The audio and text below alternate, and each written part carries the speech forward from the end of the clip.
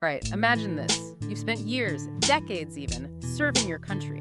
You're at the top, calling the shots, leading the nation. Then it's time to step back. Retirement. But what does that even look like when you're a former president, specifically in Kenya? That's what we're diving into today. So we're going deep, folks, into the world of presidential retirement, Kenyan style. We've got the Presidential Retirement Benefits Act of 2003 right here. And trust me, we're going way beyond the stuffy legal stuff. Think of it like a sneak peek behind the curtain. What does it really take to take care of a former head of state in Kenya? And of course, our expert is here to break it all down, cut through the jargon, give us the inside scoop. Before we get to the good stuff, the cars, the houses, all that, let's start basic. Who gets to actually benefit from this presidential retirement package? Great question. The Act actually lays out three main groups who are eligible for these benefits. First off, obviously, the retired president themselves. But it also covers their surviving spouse. And that's regardless of whether the president finished their term or passed away while in office. So it's not just about the president, it's about making sure their family is taken care of too. But there's got to be some rules, right? They can't just become president for life and demand endless mango juice, can they? You're right, there are definitely some strings attached. And we're not talking about small slip-ups. We're talking serious offenses, violating the Kenyan Constitution, getting convicted of a crime, even jumping back into politics after leaving office. So there's a level of accountability. They have to stay on the straight and narrow, even after their term is up. Absolutely. And get this, take away these benefits. You need a 2/3 majority vote from the National Assembly. That's a seriously high bar. Shows how seriously they take this stuff. 2/3? Wow, they really thought this through. Okay, enough about the serious stuff. Let's talk perks. Section 5 in the schedule lay out some pretty sweet benefits. The pension, for example, 80% of their presidential salary. That's a whole lot more than most Kenyans get, right? You're not wrong. It's a world away from your average retirement plan.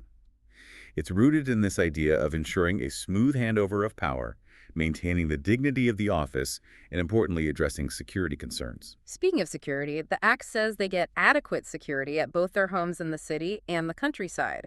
They get an allowance for both. But adequate, that's a bit vague, isn't it? You've hit the nail on the head.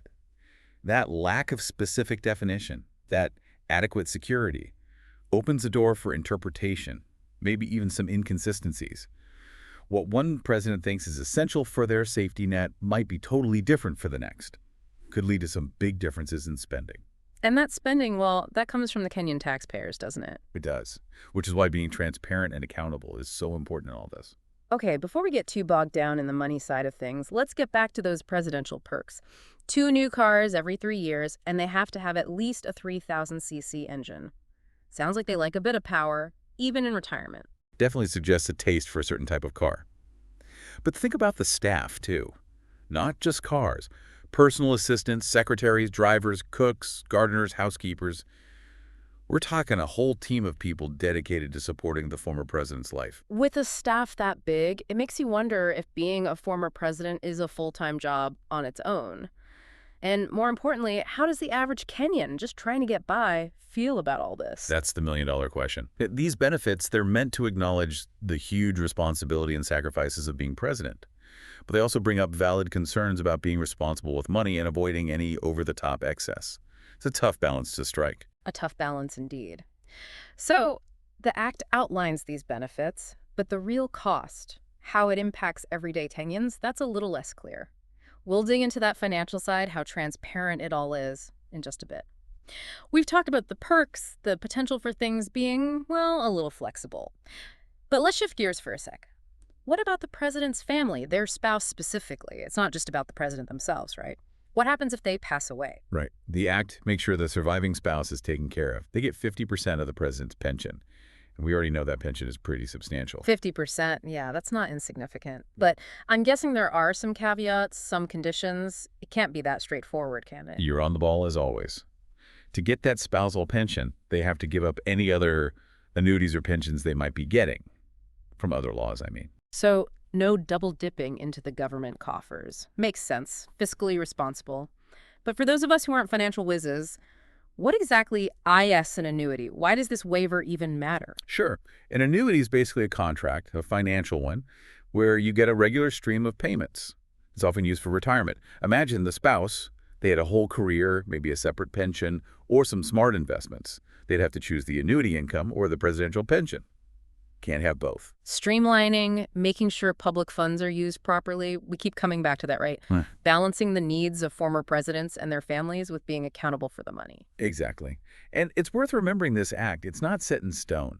It's been amended, changed over the years to reflect how things evolve, society, priorities, all that.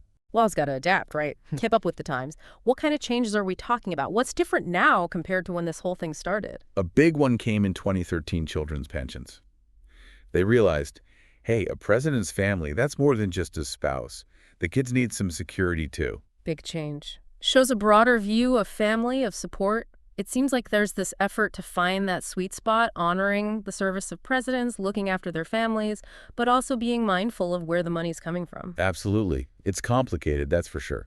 But it shows how these benefits, they change. They're part of an ongoing conversation about their scope, how they actually work in practice. Okay, so we've covered who's eligible, the wiggle room in the language, the safety net for spouses, even the kids are covered. Now let's talk about life after the presidency. With all these perks, all this support, what are they actually allowed to do? Can they just jet off to a private island and forget about Kenya? Or are there rules, expectations about their life post-presidency? Well, the Act doesn't say anything about private islands specifically. Yeah. But there are some limitations, especially when it comes to politics. So no using all that experience to influence the next election right away? Sounds reasonable. Precisely. The rule is clear. No active involvement in any political party for 6 months after leaving office. 6 months? That's oddly specific. Why not a year? 5 years? Forever? Why 6 months? It is specific, isn't it? Makes you think they really thought about it. It's like a cooling off period, a way to make sure the transition of power is smooth and the former president isn't putting their thumb on the scale, so to speak. But at the same time, it acknowledges that they still have knowledge, insights that could be valuable to the country. Like a political timeout. Time to reflect, recharge, then maybe jump back in, but in a different role. But it's not a complete ban from public life, is it? What about this consultative and advisory role mentioned in the Act? What's that all about? Now that's interesting. The Act says retired presidents are expected to serve in this advisory role to the government and the people. Expected, but not forced. That's awfully vague. What does that actually look like in reality? And that's the key point, isn't it? It's a framework, a suggestion, but no hard and fast rules. Some presidents might really embrace it, giving advice on policies, speaking publicly. Others might take a step back, enjoy a quieter retirement. It's really up to them. So more of a gentle nudge than a requirement makes you wonder how past presidents have handled this.